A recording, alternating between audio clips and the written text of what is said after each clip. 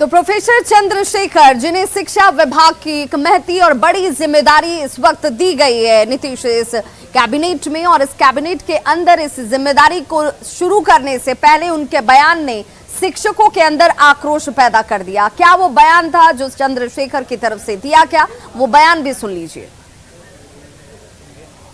मेरी बात सुनिए। हमारे शिक्षक आउटपुट देंगे, हम हर स्तर तक उनको मदद करेंगे। हमारे पास आउटपुट आएगा, इस बात की जिम्मेवारी पूर्वक कोई गारंटी लेंगे तो हम शिक्षा नीति में जो आप सवाल को उठा रहे हैं उस पर भी काम करेंगे।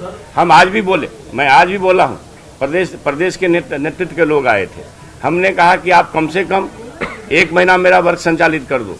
ये ऐसा रोना नहीं, रेसोल्यूशन के लिए अभी हम लोग भी समीक्षा बैठक में किया है। हमने कहा कि भैया आप वर्क संचालित करा दो, प्रायोगिक परीक्षाएं लगा दो, जो ही टीचर है कम से कम पढ़ावे।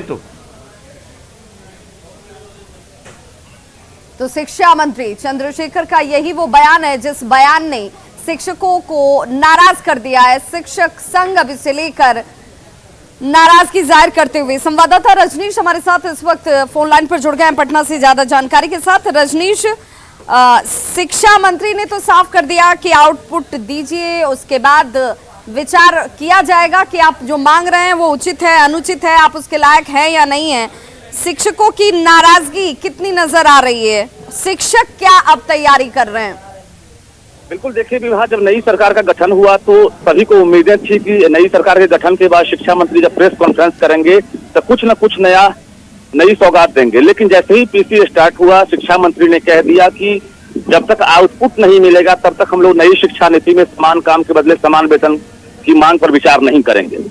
यानी उन्होंने एक तरह से टास्क दे दिया है कि आप 1 महीने तक जो है क्लास करके दिखाइए, उसके बाद अगर आप मापदंड पर खरा उतरते हैं तब हम विचार करेंगे। इसके बाद शिक्षक संघ जो है आक्रोशित है और साफ तौर से सभी शिक्षक संघों ने अल्टीमेटम दे दिया है कि शिक्षकों का ये अपमान है कि वर्षों से हम लोग पढ़ा रहे हैं, लेकिन शिक्षा मंत्री ने तोहफा देने की बजाय जो है सीधा कह दिया कि आउटपुट नहीं दे रहे हैं। यानी उनकी कार्यशैली पर सवाल उठ गया है। ऐसे में अल्टीमेटम दिया गया है, अगर बयान वापस नहीं लेते हैं तो हम लोग राज्य स्तरीय आंदोलन करेंगे। सवाल तो यही उठता है ना कि अगर आउटपुट की जांच की जाएगी, आप स्कूल पहुंचिए, वहां पर बच्चों को पढ़ाइए, पढ़ा रहे हैं तो कैसा पढ़ा रहे हैं, तो ये इसे सुनिश्चित कौन करेगा, इसे देखेगा कौन? और अब तक जो चीजें चल रही थी बिहार में, शिक्षा की जो स्थिति है वो 1-2 साल में तो हुई नहीं है। बिल्कुल विभा, आपने सही कहा कि इससे पहले भी सीएम नीतीश कुमार ही थे और उन्हीं के रीजन में ये जो शिक्षक नियोजन प्रक्रिया है वो शुरू हुई थी और शिक्षकों की बहाली हुई थी। कुल मिलाकर शिक्षा मंत्री ने सीएम नीतीश कुमार की जो बहाली प्रक्रिया है उस पर भी एक तरह सवाल उठा दिया और उन्होंने शिक्षा के मॉडल पर भी सवाल उठाया है। कहा है कि बेकार मॉडल है बिहार में शिक्षा व्यवस्था की और इस मॉडल को हम चेंज करेंगे। हम केजरीवाल मॉडल जो है उसको भी हम अध्ययन करेंगे, उसके बाद हम बिहार में ये करेंगे। कुल मिलाकर आगे की रणनीति क्या होगी?